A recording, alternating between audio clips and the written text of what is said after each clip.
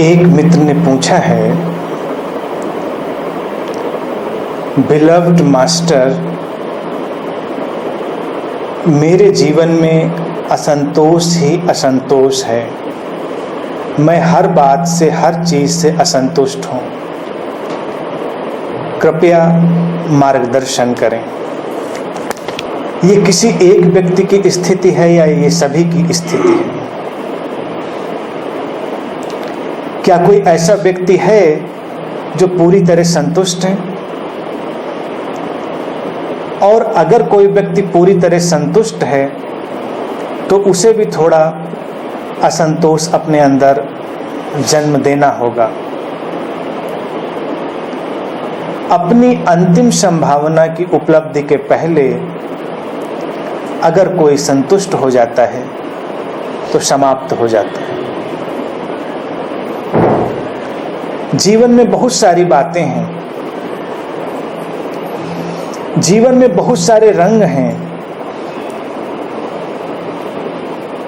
वो तुम्हें समृद्ध करते हैं, तुम्हारी जीवन यात्रा में कई अलग अलग पहलू जोड़ते हैं, लेकिन वो तुम्हारे भीतर संतुष्टि नहीं लाते। मित्र ने पूछा है कि मेरे जीवन में असंतोष ही असंतोष है। अब अगर असंतोष ही असंतोष है तो बात दूसरे सिरे पर खतरनाक हो जाती। अगर जीवन में संतोष ही संतोष है तो खतरनाक है बात, और जीवन में असंतोष ही असंतोष है तो भी खतरनाक है। चुनना है हमें बीच का रास्ता, middle path, the golden mean, जहां संतोष भी हो और असंतोष भी हो। संतोष इतना कि जीवन में रस बना रहे, और असंतोष इतना कि तुम्हें सोने न दे। जैसे दिन और जैसे रात, एक चीज नहीं चुनी जा सकती। तुम्हें बीच में रहना है। कोई भी रेसिपी होती है, उस रेसिपी का एक ही मूल तत्व होता है, संतुलन। अब अगर जीवन में असंतोष ही असंतोष किसी के है और वो किसी भी बात से संतुष्ट नहीं हो रहा है, तो उसे लौटकर अपने आप को नए सिरे से देखना पड़ेगा। शायद उसके जीवन में अनुग्रह का, ग्रेटिट्यूड का अभाव हो गया है, और शायद जीवन में जो है उसको देखने के बजाय जीवन में जो नहीं है उसे देखने की जिद पकड़ ली गई।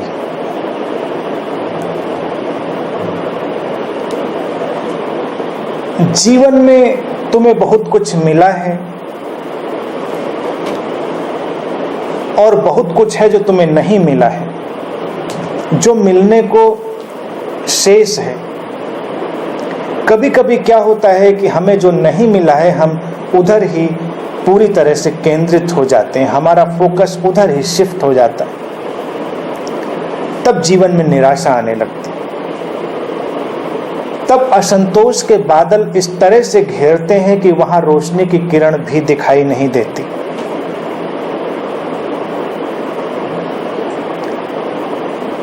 अब अगर तुम जीवन को खोजोगे तो तुम्हें कुछ न कुछ ऐसा जरूर मिलेगा जो तुम्हारे पास नहीं है, जो किसी और के पास होगा। जीवन में ऐसा कोई भी व्यक्ति नहीं हो सकता जो बाहरी चीजों के माध्यम से, जो ऑब्जेक्टिविटी के माध्यम से, ऑब्जेक्टिव वर्ल्ड के माध्यम से संतोष को उपलब्ध हो। क्योंकि इस ऑब्जेक्टिव वर्ल्ड में, इस बाहरी जगत में कुछ न कुछ ऐसा होगा जो किसी और के पास होगा और तुम्हारे पास नहीं होगा।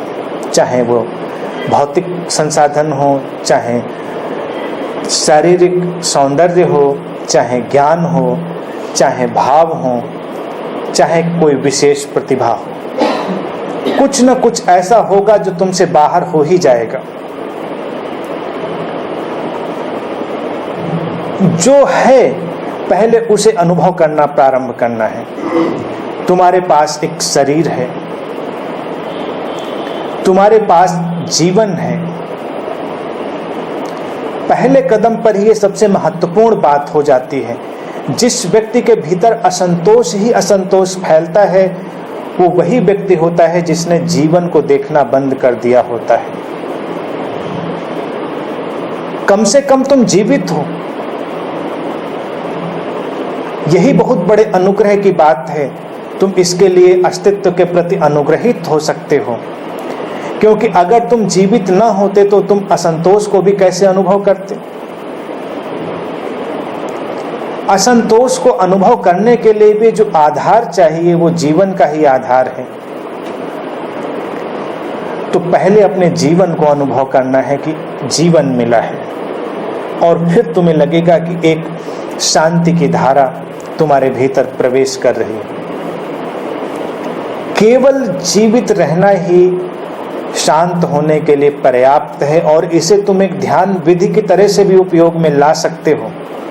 अगर कभी कभी तुम्हें अशांति और बेचैनी पकड़ रही हो तो तुम चुपचाप कहीं बैठो और केवल अपने भीतर धड़कते हुए जीवन को अनुभव करो।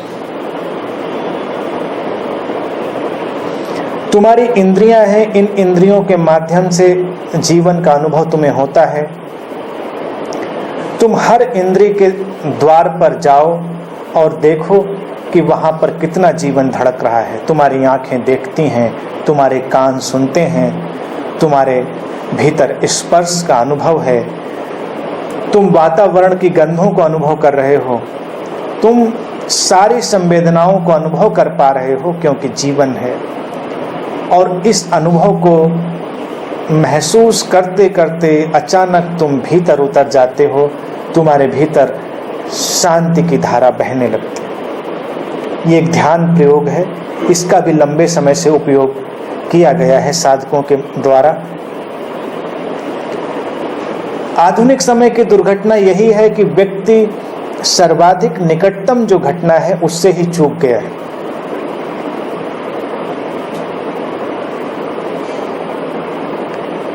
तो अगर असंतोष ही असंतोष का अनुभव किसी को होता है तो उसे नए सिरे से लौटकर अपने जीवन का अवलोकन करना है, नए सिरे से जीवन का ऑब्जर्वेशन करना है। फिर तुम देखोगे कि जीवन कितना सुंदर है। अभी तुम सुंदर बनाने की चेष्टा में उसे कुरूप बना देते हो।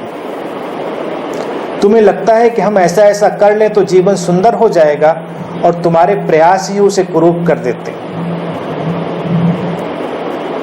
जीवन का बेशर्त अनुभव तुम्हें प्रयास रहित अवस्था में ले जाता है, एफर्टलेस ईज में ले जाता है, और उस एफर्टलेस ईज में तुम अपने भीतर की अनंत संभावनाओं के स्रोत के the source of infinite possibilities को अनुभव कर लेते हो। वो अभी भी है, इसी क्षण भी है। असंतोषी व्यक्ति को लगता है कि जीवन के सारे द्वार बंद हो गए हैं, कोई आशा दिखाई नहीं देती। लेकिन संतोषी व्यक्ति के भी द्वार बंद हो जाते हैं। तो मैं क्या कह रहा हूं कि तुम संतोषी हो जाओ, मैं तुम्हें संतोष नहीं सिखा रहा हूं। संतोष और असंतोष का एक सम्यक संतुलन, क्योंकि संतोषी व्यक्ति ने अलग तरह से जीवन को बंद कर दिया है। वो इतना संतुष्ट है कि जीवन उसके द्वार पर दस्तक भी दे तो वो खोलने के लिए उठना भी नहीं चाहेगा, क्योंकि वो जहां है वहीं इतना संतुष्ट है। संतोषी व्यक्ति परमात्मा की खोज करता है, और परमात्मा अगर उसके द्वार पर खड़ा हो जाए तो वो उसकी ओर देखेगा भी नहीं, क्योंकि वो इतना संतुष्ट है।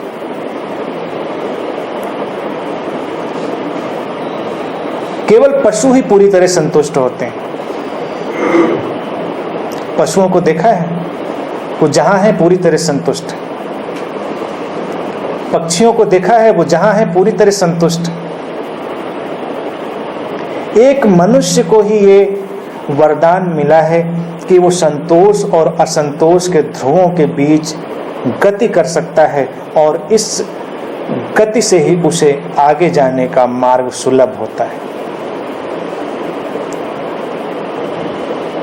अंधेरा गहरा है तो एक दीपक जलाना है। घर में घुटन है तो घर की खिड़कियां और दरवाजे खोलने हैं।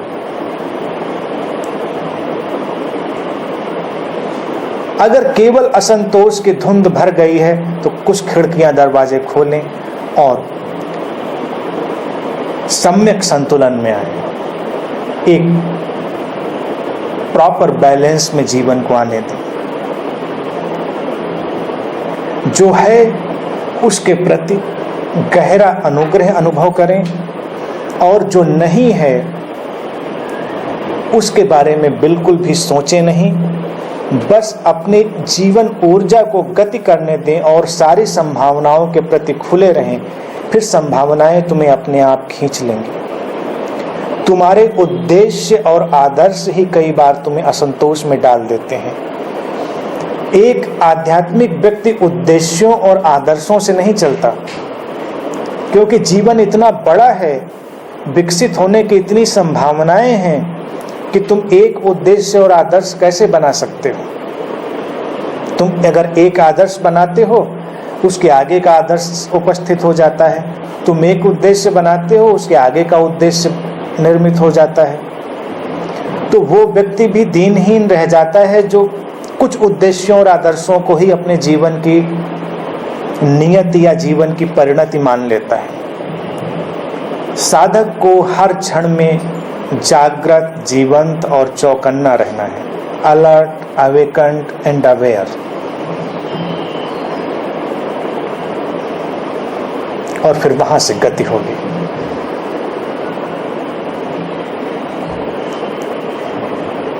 समझ रहे? सोचें इस पे, और कोई बात इस पे अगर लगती है तो बताएं।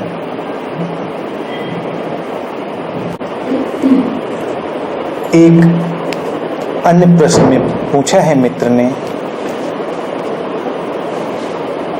विपश्यना ध्यान और प्राणायाम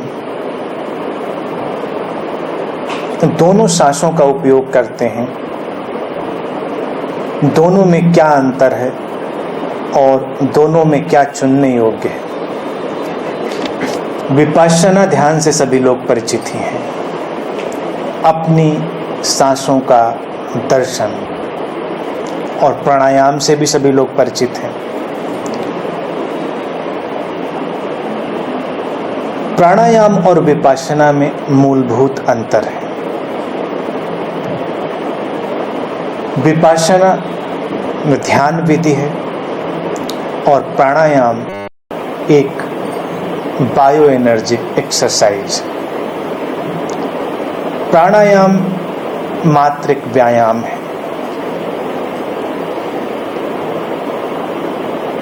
प्राणायाम का तुम उपयोग करते हो तो तुम अपने ऊर्जा स्तर में थोड़ा बहुत परिवर्तन कर सकते हो, लेकिन विपश्यना का अगर तुम प्रयोग करते हो तुम अपने स्वभाव में परिवर्तन करते हो। प्राणायाम में गया हुआ व्यक्ति, उसका उपयोग करता हुआ व्यक्ति ज्यादा ऊर्जावान हो सकता है, लेकिन उसका स्वभाव वैसे का वैसा ही हो सकता है। और कई बार ऊर्जा का अधिक होना तुम्हारी पहले की ही अवस्थाओं को और बढ़ा देता है। कई बार क्रोधी अधिक क्रोधी हो जाता है, कामी अधिक कामी हो जाता है, लोभी अधिक लोभी हो जाता है। जितनी भी वृत्तियां तुम्हारे भीतर थीं, अधिक ऊर्जा के प्रवाह से वो और अधिक गहरी हो गई, क्योंकि कोई नई रेखा नहीं बनी थी। तुम चुनाव की बात पूछते हो तो चुनाव की बात व्यर्थ है। तुम दोनों का उपयोग कर सकते हो। अगर तुम अपनी ब्रीदिंग एक्सरसाइज का आनंद लेना चाहते हो तो तुम उसका उपयोग कर सकते हो, प्राणायाम का। लेकिन उसमें इतना नहीं अटकना है कि तुम अपने ध्यान से अलग हो जाओ। कुछ लोग प्राणायाम और ध्यान का एक ही साथ उपयोग करते हैं, एक ही शब्द में उसको बोलते हैं, वो एक नहीं है। विपश्यना ध्यान विधि मनुष्यता के इतिहास में खोजी गई अब तक की सबसे गहरी और प्रभावशाली विधियों में से एक है। विपश्यना में सांसें तुम्हारी जैसी हैं वैसी ही रहती हैं, तुम अपनी सांसों में कोई भी अंतर नहीं करते हो, तुम उनसे पीछे हटकर केवल उन्हें देखते हो, उन्हें महसूस करते हो। प्राणायाम में तुम अपनी ब्रीदिंग को मैनिपुलेट करते हो। मैनिपुलेट करना तुम्हारे मन का काम है। तुम्हारा मन चंचल है, चालाक है, क्लेवर है, हर मैनिपुलेशन में वो हावी रहता है। इसीलिए बहुत सारे लोगों को प्राणायाम अच्छा जान पड़ता है, उसको वो एक्सरसाइज से ज्यादा महत्व देना चाहते हैं, उसको वो पूरा का पूरा ध्यान का आयोजन ही मान लेना चाहते हैं, क्योंकि उनका मन वहां पर जीवित रहता है। और मन हर उस जगह जीवित बना रहेगा जहां तुम कुछ कर रहे होगे। जहां तुम्हारे करने की कुछ भाव दशा बची होगी वहां मन जीवित रहेगा। विपश्यना करने की भाव दशा से बाहर आना है, वो अकर्ता की स्थिति है। उसमें तुम कुछ कर नहीं रहे हो, सांसें बस चल रही हैं और तुम उन्हें देख रहे हो। अब यहां पर तुम एक नया आयाम जोड़ते हो।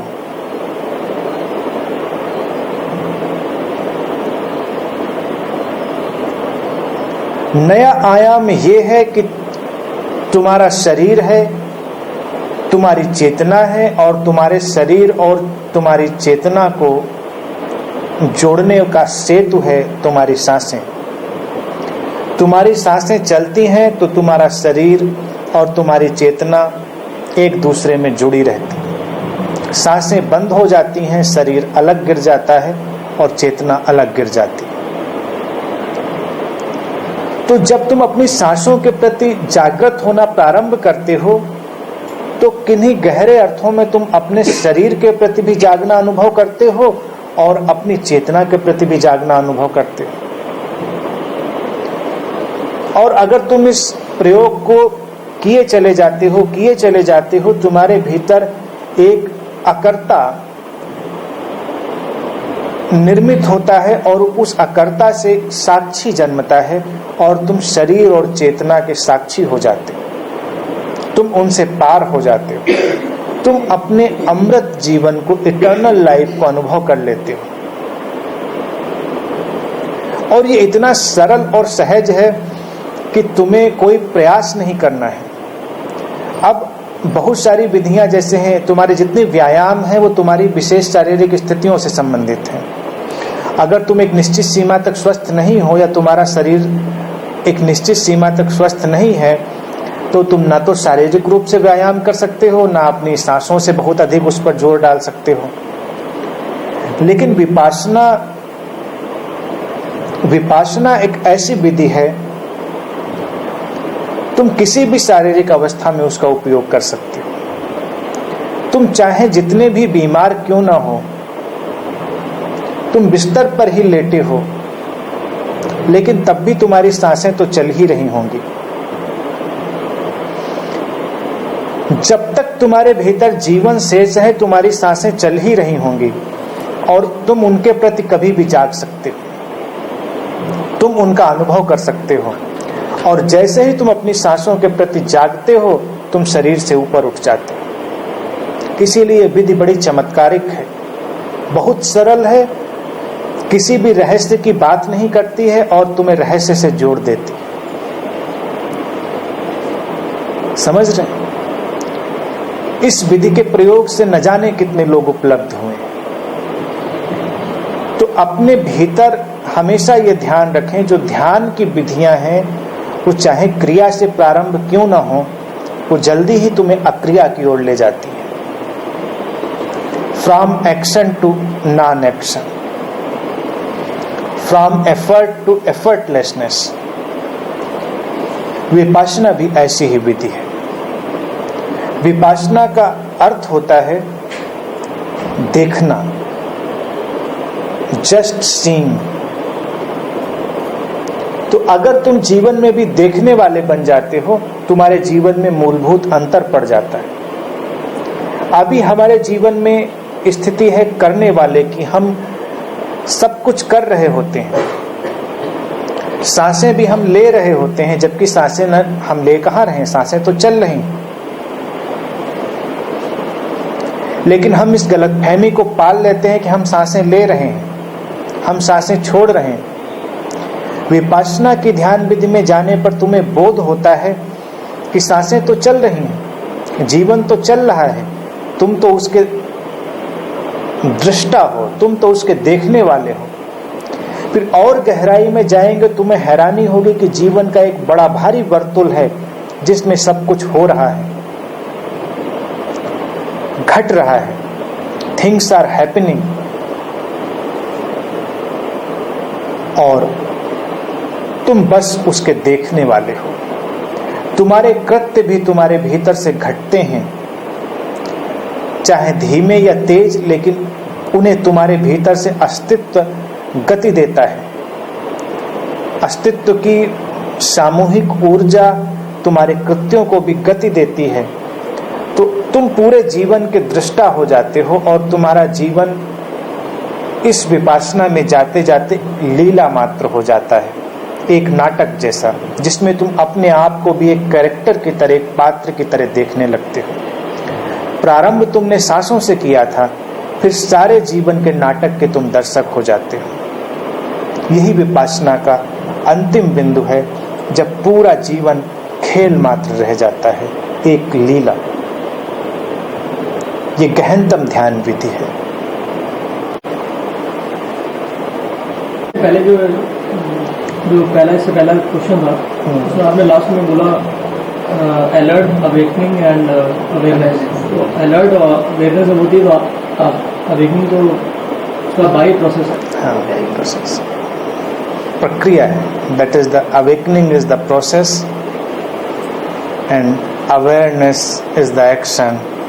Awareness and alertness is action and awakening is the process. दोनों को जोड़ने वाला एक प्रक्रिया है। जैसे देखने वाला, दिखाई दे जाने वाली चीज, और देखने की प्रक्रिया, द प्रोसेस ऑफ सीइंग।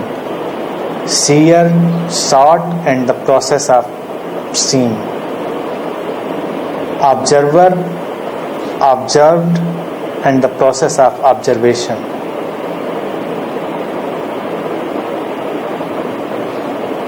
मतलब जो डिसाइपल है, जो भी इसको कर रहा हो, उसको अलर्ट रहना चाहिए, अवेयर होना चाहिए, अवेकनिंग की चिंता नहीं करनी चाहिए। अवेकनिंग की चिंता नहीं करनी चाहिए। वो तो एक लैंग्वेज में हम उसको बोलते हैं, लेकिन उसको तो अपनी अलर्टनेस में, जैसे मान लीजिए तुम क्रिकेट ही खेल रहे हो और जब फील्डिंग के लिए खड़े हो तो अलर्ट और अवेयर खड़े हो, कहाँ से बॉल आ जाए, तुम्हें कैसे कैच करना है, चौकन्ने खड़े हो, पूरी तरह से अपनी सेंसेस में खड़े हो। तो ऐसे ही मान के चलें तो कितना अच्छा है कि जिंदगी का भी एक क्रिकेट है, उसमें भी तुम खड़े हुए फील्डिंग कर रहे हो। तो हर इंसान कहीं ना कहीं से फील्डर ही है, अपनी अपनी जगह पे प्लेस्ड है, फील्डिंग कर रहा है और पूरी तरह से चौकन्ना है। जरा सा चूके तो कब कहाँ से बॉल गुजर गई पता ही नहीं चला। जागे हुए रहना बस, बाकी सब अपने आप घटता है, बाकी सारी चीजें बाई प्रोडक्ट। विपश्यना में भी पूरे समय संलग्न रह सकते हैं अगर एक्टिविटी करते हुए। विपश्यना की ध्यान विधि हमारे मित्र गौतम बुद्ध ने चुनी, और उन्होंने इसलिए चुनी कि ये ऐसी विधि है जिसका उपयोग कहीं भी, कभी भी, किसी भी स्थिति में किया जा सकता है। इससे सरल कोई और विधि नहीं है। बिल्कुल अंतिम सीमा पर मरणासन्न व्यक्ति भी इसका उपयोग कर सकता है। जिसकी अंतिम सांसें चल रही हैं, वो कम से कम अंतिम सांसों में ही जाग जाए। 2-3 सांसें जो बची हैं, अगर उसमें भी जाग जाए तो सांसों से पीछे चला जाएगा और उसको अपने चैतन्य का अनुभव हो जाएगा। बहुत ही सटीक गाइडेड मिसाइल की तरह ये विधि काम करती। विपासना से मृत्यु पर विजय होती है। You win your death, you become immortal. हमारे चारों तरफ बहुत सारी ऊर्जाएं हैं, बहुत सारे एनर्जी लेवल हैं। तो जितने भी एनर्जी हीलिंग के मेथड हैं वो हमारे इस ऊर्जा शरीर पर काम करते हैं, एनर्जी के एक्सचेंज को। अगर हम खुद अपनी एनर्जी को बैलेंस कर लें तो किसी भी बाहरी ज़रूरत नहीं है, किसी भी बाहरी व्यक्ति की भी ज़रूरत नहीं है। बेसिकली इसीलिए मैं कहता हूँ हमेशा कि मेडिटेशन इज़ सफिशिएंट, ध्यान पर्याप्त है। अब हमारे मन में है कि कोई बाहर से मदद आ जाए, तो कई बार बाहर का हीलर भी होगा, बाहर का चिकित्सक भी होगा, तो हमें लगेगा उससे लाभ हुआ है, लेकिन बेसिकली लाभ तुम्हें अपने माध्यम से हुआ है। बॉडी की और हमारी एनर्जी बॉडी की सेल्फ हीलिंग एक एलिजिबिलिटी है, उसकी हीलिंग हमेशा सेल्फ होती है, साइकोलॉजिकल।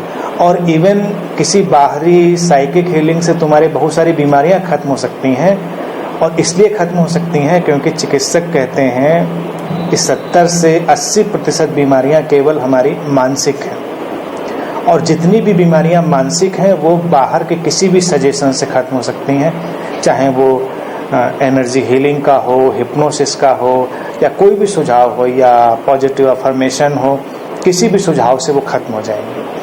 लेकिन जो 10 to 20% रियल डिजीजेज हैं जो हमारी बॉडी में जनरेट हो गई हैं, उनके लिए हमें प्रॉपर चिकित्सा चाहिए होगी, उसका हमें पूरा उपयोग करना पड़ेगा।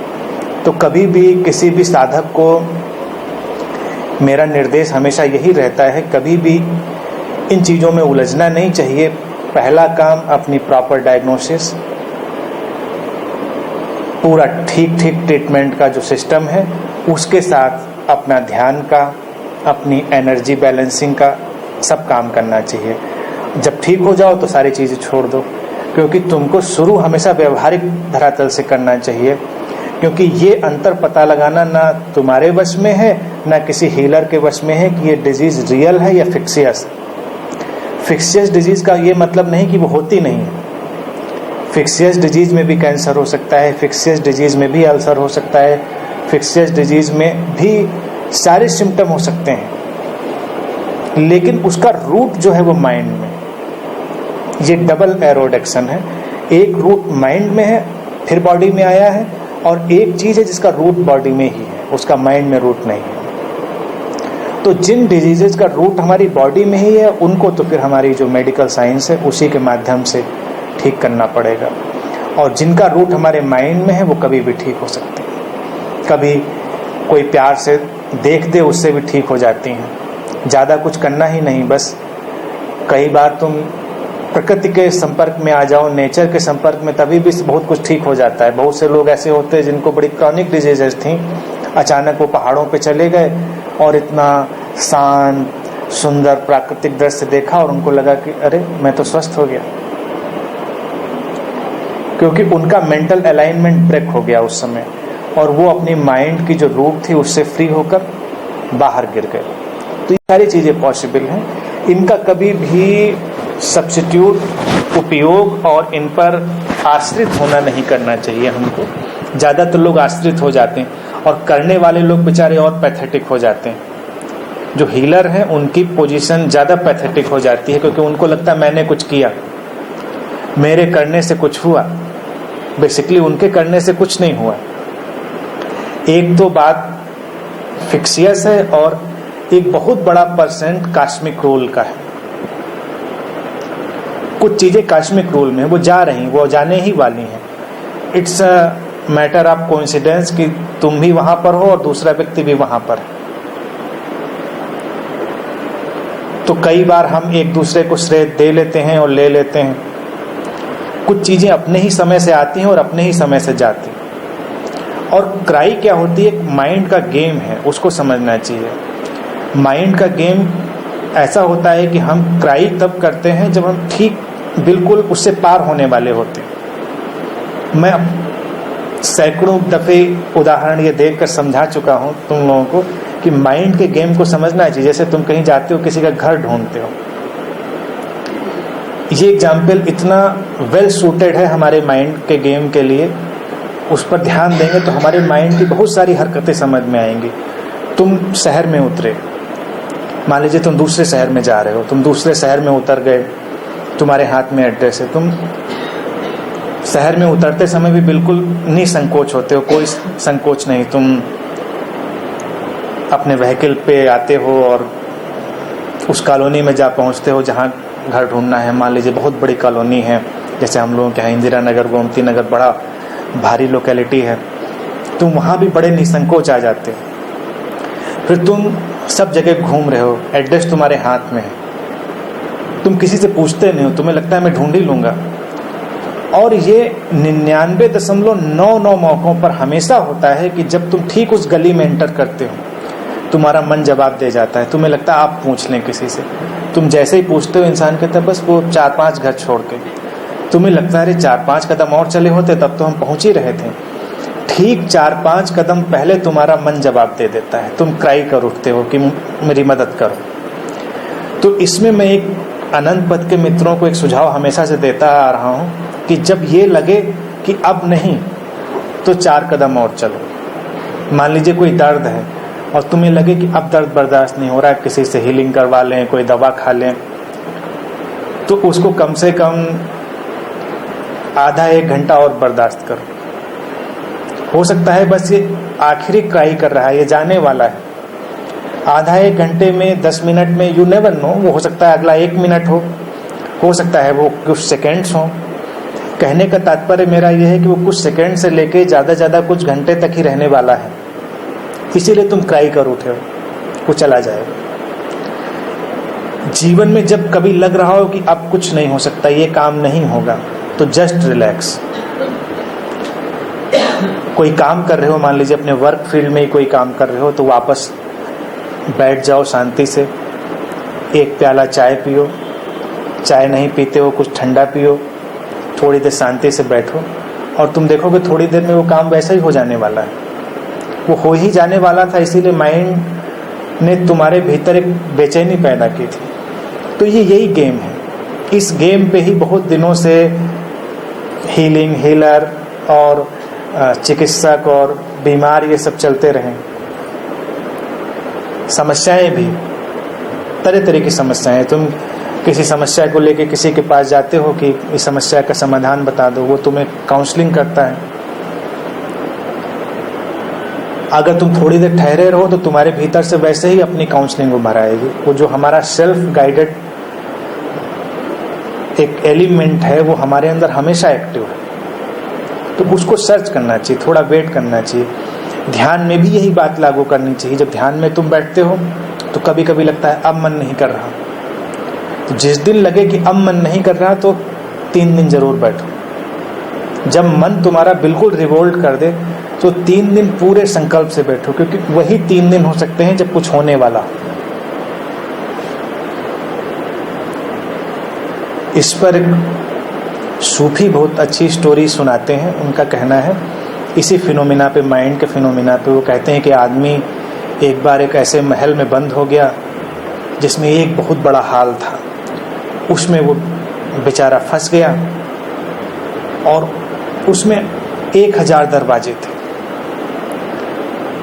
वो हर दरवाजा नॉक करता था, हर दरवाजे को धक्का देता था खोलने के लिए और नहीं खुलता था।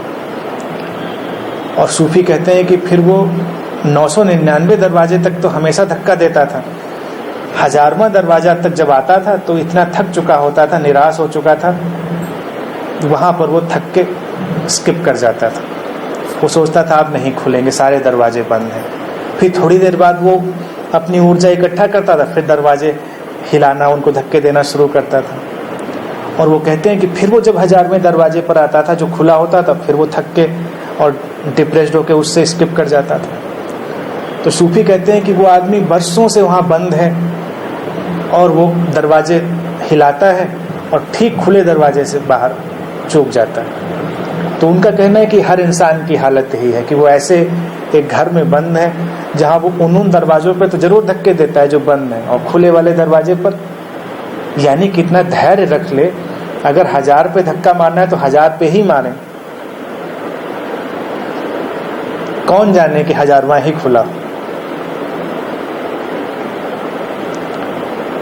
अब जब चीजें देखिए मामूली हो जाती हैं तब तो हमें उनका पता नहीं चलता कितनी कठिन रही होंगी। जैसे आज ये बल्ब जल रहा है, तो जब बल्ब का आविष्कार हुआ, एडिसन ने बनाया, तो एक बड़ा मुश्किल काम था, इस पे उसने बरसों काम किया। ये भी बड़ी प्रसिद्ध ऐतिहासिक घटना है और बिल्कुल ट्रू इवेंट है। कहते हैं इस पे उसने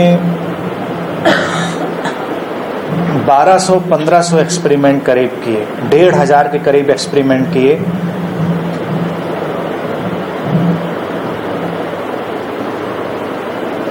तब जाके इस पे सफल हुआ। तो कहते हैं रोज एक्सपेरिमेंट चलता था, रोज लेबोरेटरी में वो आता था एडिशन, और उसके जो सहयोगी साइंटिस्ट थे, वैज्ञानिक थे, वो बड़े त्रस्त हो चुके थे कि ये बड़ा जिद्दी और पागल किस्म का इंसान है। एक हाइपोथेसिस बना ली है इसने कि कोई ऐसी चीज बनाएंगे जिसमें रोशनी आएगी, और अपना भी दिमाग खराब किए, मेरा भी दिमाग खराब किए। रोज आ जाता है सुबह, और एक दिन 1200-1300 एक्सपेरिमेंट चल चुके थे, सब फ्लॉप हो चुके थे। 3-4 साल का वक्त लग चुका था इसमें। तो सबने मीटिंग की, उन्होंने कहा कि भाई इस बार ये आता है आदमी तो इसके हाथ जोड़ लिए जाए कि हमको मुक्त करो, और अब नहीं कर सकते हैं। ये जो तुम्हारी हाइपोथेसिस है ये सनक है, ये होने वाला नहीं है, ये बात नहीं हो सकती। तो जैसे वो आया, उन लोगों ने पूरा अपना रखा प्रस्ताव सामने कि देखिए हम लोग 1200-1300 एक्सपेरिमेंट कर चुके हैं, इतने एंगल से हम लोगों ने ट्राई कर लिया है, सारे अपने लगा लिए हैं जो जुगत है, अब ये नहीं बनेगा, अब हम लोग इससे विड्रॉ करना चाहते हैं। तो उसने कहा कि कमाल की बात करते हो, हम लोग तो 1200-1300 कदम और नजदीक आ गए। अब कम से कम हमने 1200-1300 वो चीजें जान ली जिससे नहीं बनेगा, तो हम उसके बहुत नजदीक आ गए हैं जहां से बन सकता है। तो थोड़ी और कोशिश करते हैं, अब हमारे पास संभावनाएं कितनी बची हैं, तो उन संभावनाओं में बस ट्राई करना है। 1200-1300 क्लियर हो गया, इधर नहीं जाना है। और कहते हैं फिर साल भर के अंदर उसने कुछ 150 एक्सपेरिमेंट और किए और बल्ब बना लिया। तब उसके जो सहयोगी वैज्ञानिक थे वो बड़े ही उसके प्रति सम्मानपूर्ण हुए। उन्होंने कहा कि यही एक आदमी था जिसकी वजह से ही हुआ, हम लोगों ने तो कब का छोड़ दिया होता। ये रोज उतने ही उत्साह से, उतने ही जोश से आता था कि आज हो सकता है, आज हो जाए। तो हमारे अंदर भी यही जज्बा रखना चाहिए कि आज हो सकता है, आज कुछ हो जाए, चाहे वो जिंदगी का कोई भी पहलू।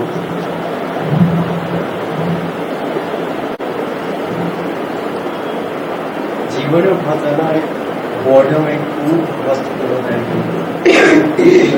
हाँ, अभी बोर्ड नएपन की कमी है कि अच्छा से रूटीन बोलते हैं, ऊब से भर गया, ऊब से बिल्कुल जैसे कोई एडवेंचर नहीं है जिंदगी में, कुछ नयापन नहीं है, बस सोया सोया सा पानी, बहुत ज़्यादा कहीं से कुछ। हाँ, तो ये इसलिए है एक्चुअल में कि ये हमारा जो वर्तमान समय है ये बहुत ज़्यादा मैटेरियलिस्टिक हो गया है। मैटेरियलिस्टिक और स्पिरिचुअलिस्टिक में ट्रेडिशनल टर्म में नहीं कह रहा हूँ, पारंपरिक अर्थों में नहीं कह रहा हूँ। मैटेरियलिस्टिक उस फिनोमिना को कहते हैं जो जीवन की हर ट्रांजिएंट चीज़ से अपने आप को जोड़ता है, जिसको कहते हैं ऑब्जेक्ट रेफरल हो जाता है। समझ रहे टर्मिनोलॉजी, सिंपल करते हैं इसको। जीवन में हम अगर अपनी सजगता को खोते हैं तो नयापन भी खो जाता है। वस्तुतः तो नयापन हर क्षण में है। तो मैटेरियलिस्टिक हम उस व्यक्ति को कहते हैं जो जीवन के नएपन को नहीं देख पाता। हम हर क्षण नए हो रहे हैं, पूरी प्रकृति हर क्षण नई हो रही है, कुछ भी पुराना नहीं है। और एक व्यक्ति है जिसने पुराने से ही अपना रिश्ता जोड़ रखा है, यानी कि वो व्यक्ति उदासीन और बोर होगा जो धारणाग्रस्त है, जो कॉन्सेप्चुअलाइज्ड है, जो कॉन्सेप्ट्स में जी रहा है। उसकी धारणा है और धारणा के हिसाब से जी रहा है, जबकि जीवन में कोई धारणा नहीं। जीवन में हर क्षण कुछ नया हो जाता है, धारणा हमेशा पुराने की होती है। तो मेटलिस्टिक वही व्यक्ति है जो शास्त्रगत है, जो शास्त्रों से चल रहा है कि जीवन का कोई शास्त्र बन गया है। तो जितने शास्त्रवादी हैं, पंडित हैं, वो सब मेटलिस्टिक। मेटलिस्टिक वो व्यक्ति नहीं जो पदार्थों का आनंद ले रहा है, जो भौतिक संसाधनों का उपयोग कर रहा है, वो मेटलिस्टिक नहीं है। ऐसा नहीं कि तुम एयर कंडीशनर चला के बैठते हो तो मेटलिस्टिक हो गए हो, और तुम बिना पंखा चला के बैठोगे तो ज्यादा बड़े साधक हो जाओगे। या तुम पैदल चलते हो तो तुम साधु हो, और तुम कार से चलते हो तो मेटलिस्टिक हो। मेटलिस्टिक का मतलब ये कुछ भी नहीं है। वस्तुतः ये उपयोग की वस्तुएं हैं, और साधक उपयोग को जानता है, उपयोग से ऑब्सेस्ड नहीं है। उपयोग करता है, अगर नहीं है तो उनसे ऑब्सेस्ड नहीं होता। मान लीजिए तुम किसी ऐसी जगह पहुंच जाओ जहां बिजली नहीं है, तो वहां तुम बिल्कुल चीख पुकार नहीं मचा देते हो, चिल्पो नहीं शुरू कर देते हो कि यहाँ नहीं रह सकते, जी नहीं सकते, पागल हो जाएंगे। वहां भी बड़ी सहजता से तुम स्वीकार कर लेते हो उस परिस्थिति को, क्योंकि तुम देखते हो यहाँ बिजली नहीं है, यहाँ ऐसी व्यवस्था नहीं है, लेकिन है तो उसका उपयोग करते हो। बेसिक मेटेरियलिज्म जो है वो कॉन्सेप्ट बेस्ड है, धारणा आधारित है। धारणा हमेशा पुराने की होती है, बासी की होती है, नए की कोई धारणा नहीं हो सकती। जैसे ही कोई व्यक्ति कोई धारणा निर्मित करता है, चाहे अपने बारे में चाहे किसी के बारे में, ये ऐसा है, ये ऐसा है, बस जीवन में ऊब आ गई, जीवन में बोर्डम आ गई। बहुत सारे सत्संग जो हैं तो वो ऊब के स्पेसिमिन है। अगर बोरियत देखनी हो तो तुम्हें सत्संगों में जाकर देखनी चाहिए, आश्रमों में जाकर देखनी चाहिए। दुनिया भर के उबे हुए उदासीन और बोर लोग वहां इकट्ठे होते हैं। आश्रमों में, सत्संगों में जाते हुए लोग और बाहर आते हुए लोग ऐसे पैर घसीटते हुए आते जाते दिखाई देते हैं, लगता है जीवन को किसी तरह खींच के ले जा रहे हैं। क्योंकि वहां पर एक कॉन्सेप्ट है, धारणा है, सत्संग ऐसा होता है, गुरु ऐसा होता है, परमात्मा ऐसा है। अब परमात्मा की भी कोई धारणा होती। अब कोई मूर्ख व्यक्ति परमात्मा की धारणा बनाएगा? परमात्मा उस घटना का नाम है जो सतत जीवंत है, एवर अलाइव है, इटर्नल फोर्स है। इटर्नल का मतलब होता है नित्य नवीन। सत्संग बिना परमात्मा की धारणा के नहीं चल सकते, सत्संग गुरु की धारणा के बिना नहीं चल सकते। सत्संग में गुरु का एक टिपिकल टाइप है, इसीलिए गुरु भी बेचारे बड़ी मेहनत करते हैं, सुबह से कितना सच संवर के बैठते हैं। तुम्हें लगता है कि हम सजते हैं, मेकअप करते हैं तो मेटलिस्टिक हैं। अब उज्जवल तो कुंभ के मेले में भी रहे आए हैं। अपनी पोटली से, पिटारे से तुम देखो बाबाओं को कैसे कैसे आईने और क्या क्या सामग्री निकाल के कैसी तरह तरह की बिंदियां बनाते हैं। तिलक और बिंदियां तरह तरह की, डिजाइनर। तुम टीवी सीरियल्स में भी इतनी डिजाइनर बिंदियां नहीं देखोगे जितनी तुम बाबाओं को। अगर तुम सारे बाबाओं का सर्वे करो तो तुम बिंदियों पर एक एनसाइक्लोपीडिया बना सकते हो। मैंने कई बार देखा, मुझे लगा कि इस पर किसी ने अलग से रिसर्च की है। मैं हरिद्वार गई थी तो वहाँ साँचे बने रखे थे, तो हमने ऐसे पूछ लिया, हमने कहा ये है कहाँ के साँचे? तो ये जो बाबा लोग होती ना, उसी में ऐसे डिप करके लगाते हैं। हाँ बिल्कुल। तो किसी ने अलग से इस पे कोई किताब अभी तक नहीं छापी, मैंने फिलहाल नहीं देखी है, हो सकता है कोई काम कर रहा हो इस पे, कि बाबाओं की भी कितनी अलग अलग तरह की सौंदर्य सामग्री हो सकती है। तुम्हें लगता है वो फक्कड़ कहाँ से? धारणा है। अब उनका तनाव ये है कि अगर वो वैसे नहीं बैठेंगे तो तुम उनको वैसे एक्सेप्ट नहीं करोगे, अगर वो वैसा कपड़ा नहीं डालेंगे तो तुम उन्हें एक्सेप्ट नहीं करोगे। वो गेरुए कपड़े मिलते हैं, किसी दिन रंगीन किसी दूसरे रंग के कपड़े मिल गए तो तुम्हारी निगाह से गिर जाएंगे, तुम खुद एटीज नहीं अनुभव करोगे। मेरे पास रहने वाले लोग बड़े विचलित रहते हैं, और कुछ लोग तो बहुत विचलित हैं, किसी दिन पैंट शर्ट पहन के यहाँ ना आए सत्संग में। बहुत तनाव में है कुछ लोग, और उनको पता है कि मैं ऐसा कर सकता हूँ। हाँ, मैं आने वाला हूँ, मैं आने वाला हूँ, क्योंकि तुम्हारी कोई धारणा थोड़ी काम करनी है भाई। ज्ञान बुद्धत्व ये किसी बाहरी वेशभूषा से थोड़ा ही चलता है, रोज नया। तो अगर ये निगाह हमारे अंदर हो कि कुछ भी हो सकता है, एनीथिंग इज पॉसिबल, तो बोरियत कहाँ से आएगी, उदासी कहाँ से आएगी? तो अपनी निगाह को जब ऐसा बनाएंगे तब हम स्पिरिचुअल होंगे। अगर हमने उसको किसी भी धारणा पे आधारित किया तो हम मेटलिस्टिक हो जाएंगे। ये मेटलिस्टिक व्यक्ति की वास्तविक स्थिति है, इसीलिए कंफ्यूज नहीं होना चाहिए। तुम्हारे धार्मिक लोग बहुत तुम्हें इस पे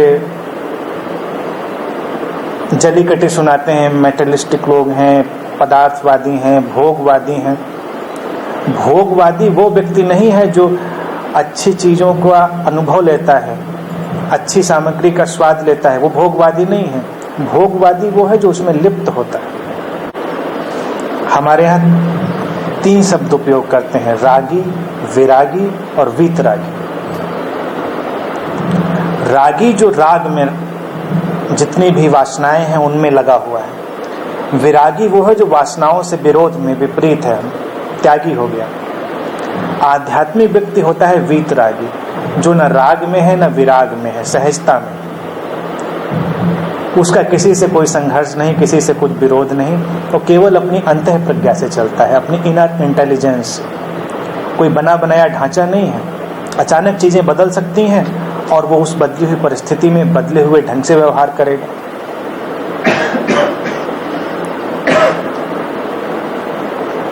तो जीवन में भी जब हम ऐसे जीने लगेंगे तो कोई ऊब नहीं रहेगी। हमारे संबंध है, संबंधों में भी ऊब है, संबंधों का भी फिक्स ढांचा है। जैसे आपने बताया बिंदी लगाने के सांचे मिलते हैं, तो संबंधों के भी सांचे हैं।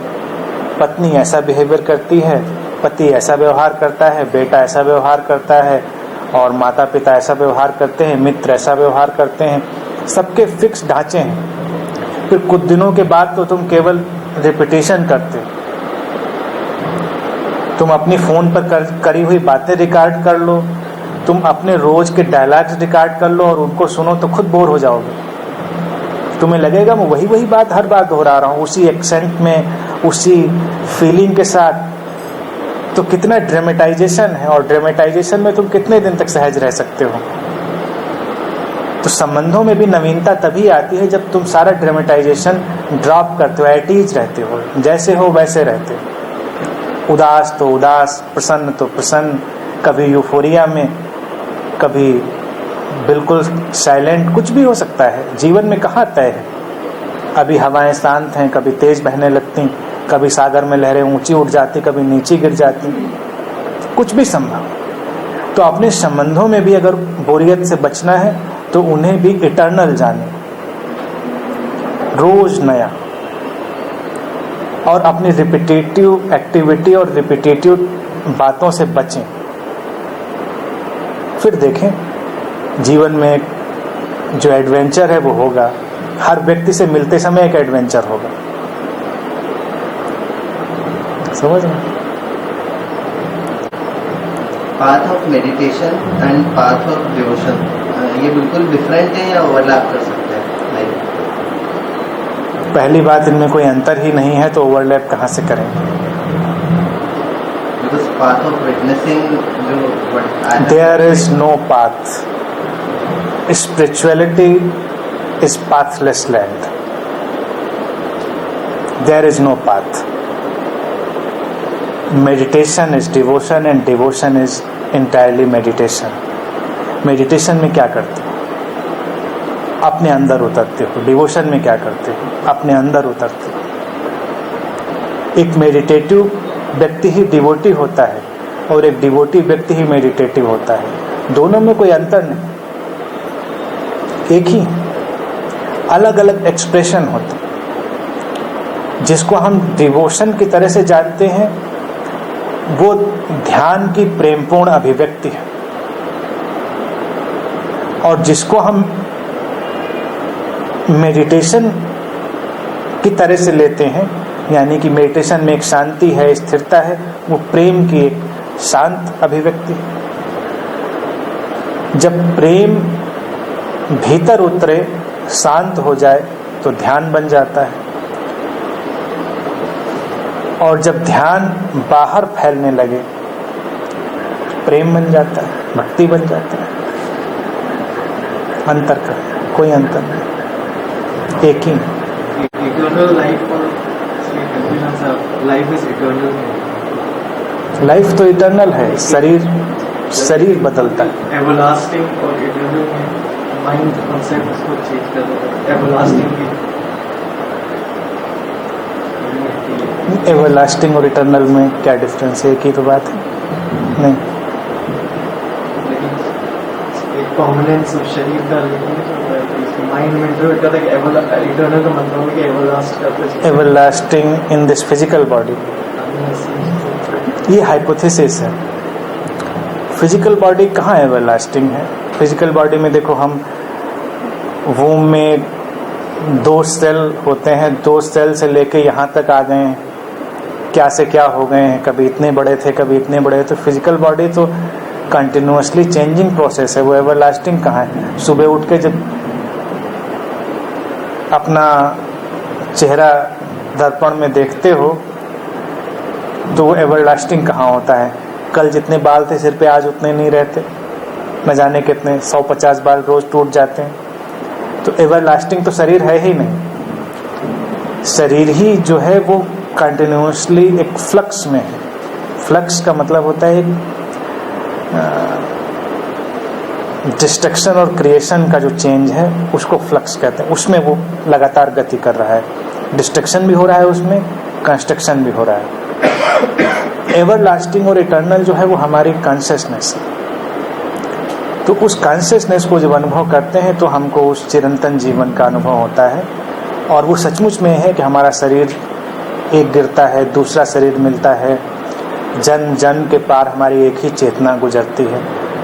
तो जब भी हमें हमारे पिछले जन्मों के अनुभव होते हैं, या हम ध्यान में उस बिंदु पर आ जाते हैं जब हम देख सकते हैं कितने जन्मों की यात्रा करके आ रहे हैं, तो इस इटर्नल का अनुभव होता है। दावा बहुत सारे लोग करते हैं कि तुम्हारा शरीर भी इटर्नल हो सकता है। बहुत सारे तुम्हारे योगियों को अभी भी मैं सुनता हूँ। एक दिन मैं टीवी स्क्रॉल कर रहा था तो कोई बाबा जी बोल रहे थे कि अगर तुम ऐसा ऐसा करते हो तो 100 साल जियोगे। तो मैंने कहा ये बाबा जी 100 साल नहीं जिएंगे। 100 साल वालों का परसेंटेज बड़ा कम है, लेकिन तुम्हें सुन के अच्छा लगता है 100 साल जिएंगे। 100 साल क्या करोगे? कितने बोर हो जाओगे? नहीं, दूसरों को तो तंग करोगे, कितने खुद बोर हो जाओगे। तो 60-70 साल तो निपटाए नहीं जाते ठीक से। 100 का क्या करोगे? तुम सोचो 70 के बाद 30 एक्स्ट्रा। अभी उज्जवल ने कहा बोरियत तो बड़ी भारी बोरियत हो जाएगी। तो शरीर के इटर्नल का करना भी क्या है? जितना जी रहे हैं उतना अच्छे से जी लें, क्वालिटेटिव लाइफ जिए, क्वांटिटेटिव नहीं। और यहाँ हमारा जो माइंड है वो क्वांटिटेटिव चलता है। जैसे जो ज़्यादा क्वांटिटी है तो जैसा ज़्यादा अच्छा है। बाजार में भी शॉपिंग करने जाओ तो अगर कहीं पे ऑफर में ज़्यादा सामान मिल रहा हो, हमारे काम का हो ना हो, हम उसे ज़रूर ले आते हैं। घर लाने के बाद सोचते हैं ले तो आए, ऑफर में था, इसकी कोई हमें ज़रूरत तो थी ही नहीं। और कई बार क्वांटिटी के चक्कर में तुम कम क्वालिटी का सामान उठा लाते हो।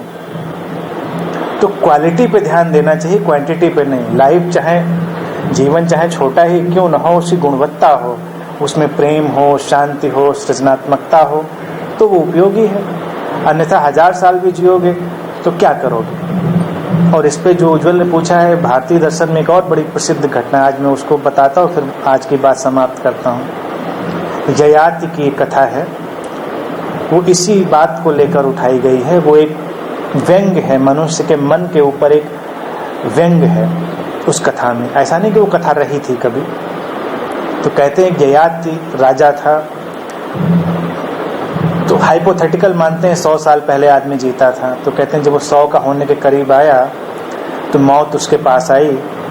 तो ययाति के बहुत सारे बच्चे थे, मौत ने कहा ययाति से कि चलो भाई तुम्हारा समय पूरा हो गया।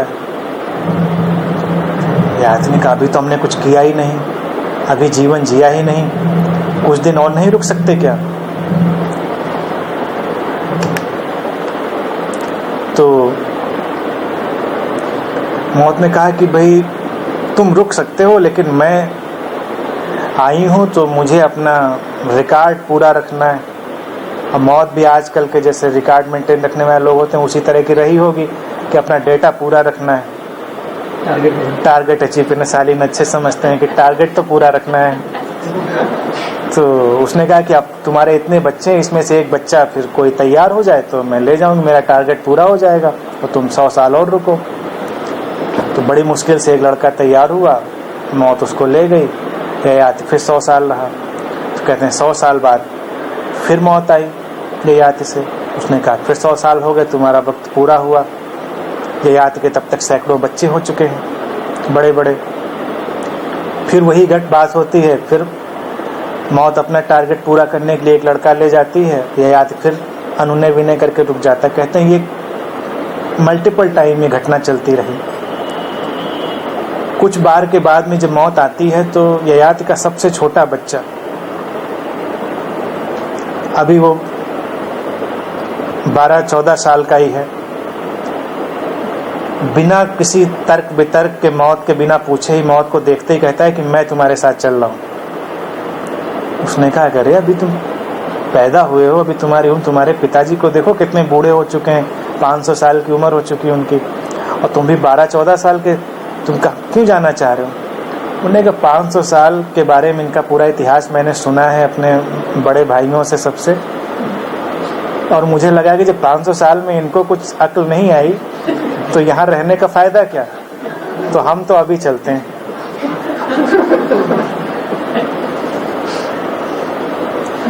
तो कहते वो लड़का चला गया, वो ज्ञान को प्राप्त, ययाति को फिर भी समझ नहीं आई। तो भारतीय दर्शन में कथा कहती ययाति जो है वो इंसान का मन है, और जो छोटा लड़का जाता है वो उसकी चेतना है। कभी चेतना जागती है तो अचानक वो ज्ञान को उपलब्ध हो जाती है, और मन चाहे जितने लंबे समय में फैल जाए कभी संतुष्ट नहीं होता, कभी तृप्त नहीं होता। जागृति चेतना में लानी होती है। तो जब तक चेतना में जागृति नहीं आएगी, उदासी रहेगी, बोरियत रहेगी, ऊब रहेगी, हिंसा रहेगी, सब कुछ वही वही रहेगा, और सत्संग भी रहेगा, क्योंकि उनकी बहुत जरूरत है ऐसे लोगों को। आज के लिए इतनी ही बात। अंदर की उस इटर्नल कॉन्शियसनेस को फील करेंगे, अपने अंदर की उस शांति को अनुभव करेंगे,